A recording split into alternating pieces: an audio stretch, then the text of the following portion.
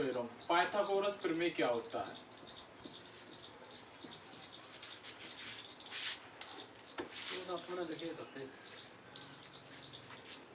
कोण के सामने वाली भुजा, कहीं भी कोण बना हो उसके सामने वाली जो भुजा होती है उसे क्या कहते हैं? लंब कहते हैं। पांडवों में सबसे बड़ा कौन होता है? कर्ण होता है। शेष बचा हुआ भाग आधा कहलाता है। अगर यहाँ पर ए बी सी, अगर यहाँ पर कोण सी पे अगर कोण थीटा है तो कोण सी थीटा के सामने वाली यानी कोण के सामने वाली जो भुजा होती है वह क्या कहलाती है? लंब कहलाती है। सबसे बड़ा कर्ण होता है,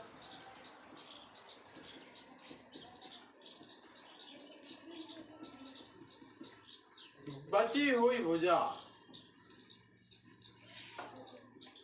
आधार कहलाती है।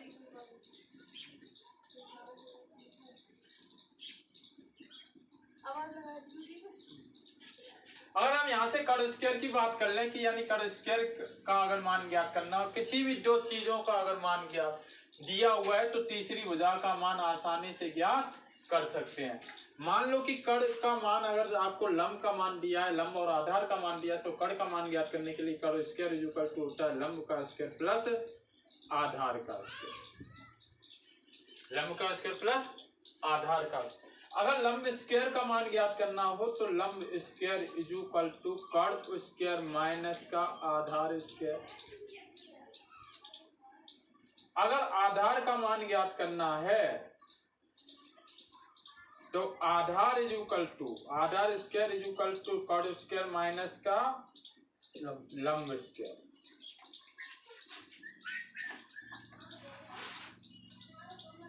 अगर यहाँ पर रूट को हटाया जाए, अगर स्क्वायर को हटाया जाए, जैसे मान लो कि रूट को हटा दिया, आधार की केवल सिंपल वैल्यू निकालनी है तो रूट में आपका आ जाएगा कर्ण का स्क्वायर माइनस लंब का स्क्वायर।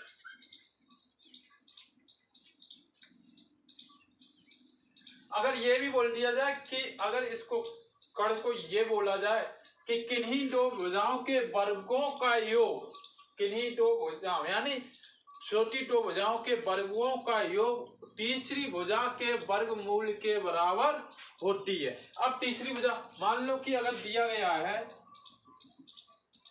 लंब यानी कोई भुजा, माना कोई भुजा 4 सेंटीमीटर व 3 सेंटीमीटर है तो उसकी चौथी भुजा तीसरी भुजा बताओ।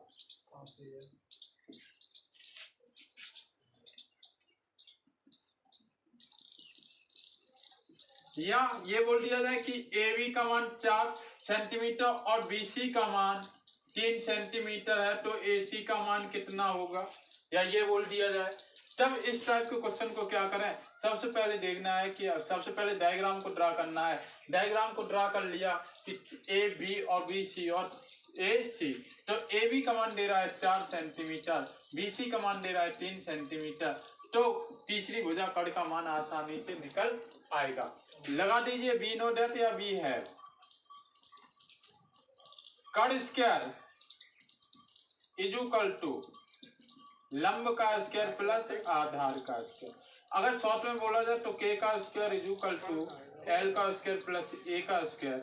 के स्क्वायर इक्वल टू एल का मान कितना बेटा 4, 4 का वर्ग प्लस 3 का वर्ग 416, 3 टू का 9, 5 25, यानी के स्क्वायर की जो वैल्यू निकली वह कितनी निकली 25 सेंटीमीटर निकली है। लेकिन वर्ग लगा है, वर्ग की चीज फाइंड नहीं करनी है तो क्या करो सिंपली के का मान ज्ञात कर लीजिए। के इक्वल टू रूट में 25 और 25 किसका वर्गमूल होता है 5 मल्टीपल 5, यानी जब किसी वर्गमूल पर कोई घात नहीं लगी होती उसकी घात 2 मानी जाती है। तो इसकी पावर कितनी हो गई, कर्ण की रूट की पावर 2 हो गई, तो 2 इसका एक जोड़ा बन गया। तो के इक्वल टू जो मान निकल आया 5 सेंटीमीटर, यानी जो के की वैल्यू फाइंड हुई है वह कितनी आ गई 5 सेंटीमीटर। यहां तक क्लियर। अब इससे आगे जो हम डिस्कस करेंगे मात्र एक फॉर्मूले से पूरी त्रिकोणोमेट्री आज तक किसी ने एक फॉर्मूले से ट्रिगोनोमेट्री नहीं, एक के अलावा दूसरा फॉर्मूला अगर यूज कर ले तब बता देना आप। केवल एल इसी पे डिस्कस चलेगा। देखिए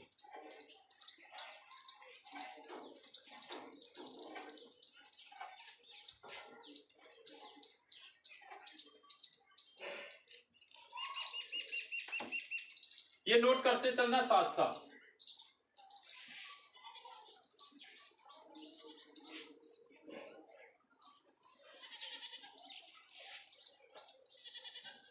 डायग्राम को ड्रा कर लीजिए, 3 पॉइंट मान दीजिए ए बी सी। अब तक आपने क्या पढ़ा था कि कोण सी पे मान कैसा था, थीटा था। कोण सी पे मान कैसा था, थीटा था।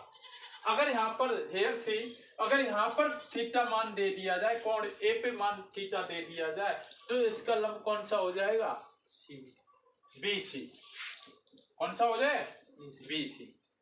ठीक है, बी सी या और आधार क्या हो जाएगा, ए बी हो जाएगा, ये आधार हो जाएगा, ये लंब हो जाएगा, और ये क्या शेष बची हुई भुजा क्या कहलाएगी, कर्ण कहलाएगी। यानी सबसे बड़ी जो भुजा है, जो तिरछी भुजा है, वह क्या कहलाई, कर्ण होती है। ठीक है, अगर यहाँ पर एंगल की बात कर ली जाए तो ये इसका जो एंगल बने हुए 90 डिग्री होता है। 90 डिग्री एंगल को समकोण त्रिभुज बोलते हैं, समकोण त्रिभुज। एल बट्टे के, यानी बोला जाए लाल बट्टे कक्का।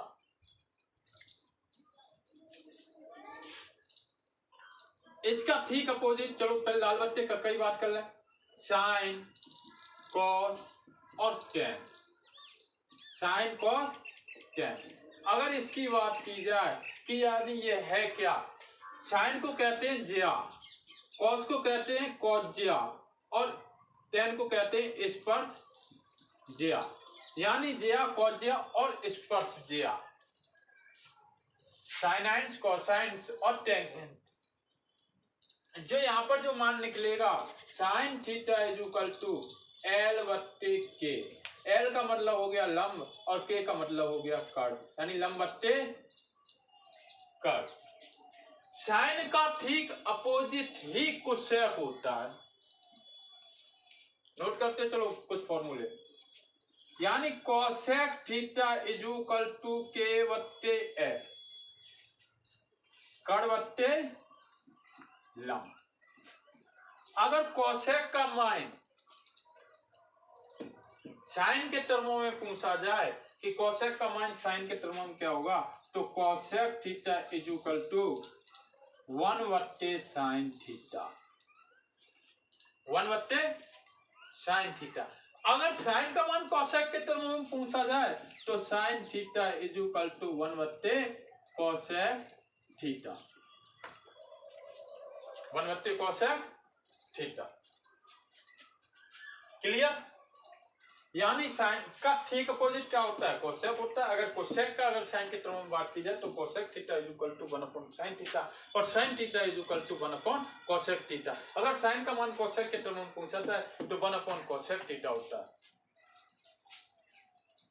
Cos theta is equal to a बट्टे के, यानी आधार बट्टे कर्ण।